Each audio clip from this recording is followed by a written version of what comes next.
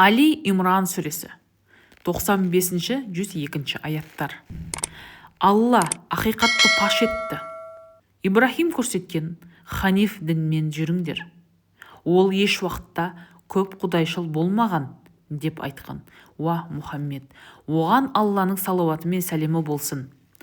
Ақиқатын айтар болсақ, адамдар құлшылық ету үшін салынған алғашқы үй Меккеде.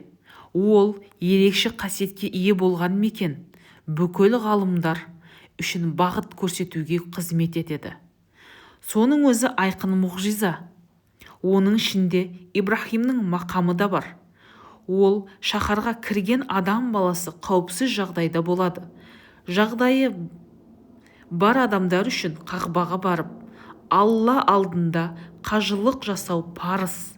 Ал кімде-кім бұған сенімсіздік білдірсе, ақиқатында Алла күллі әлемге де мұқтаж емес. Уа кітап иелері, Алланың аяттарына неге қарсы келесіңдер? Алла барлық істеген істеріңе куә ғой, деп ол пенделерге айтқын. Уа Мұхаммед, оған Алланың салауаты мен сәлемі болсын.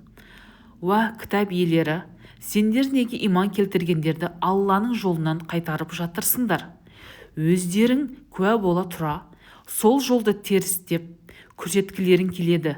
Істеген амалдарыңнан Алла хабарсыз емес, деп айтқын оларға. Уа Мұхаммед, оған Алланың салауаты мен сәлемі болсын.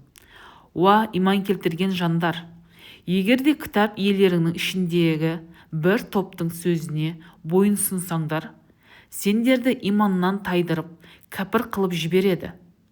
Сендерге Алланың аяттары оқылып, араларында оның елшісі жүрген кезде қалай ғана күпірлікке ұрынасыңдар. Алланың дініне кіргендер шын мәнінде төп түзу сара жолға түскендер болып есептеледі.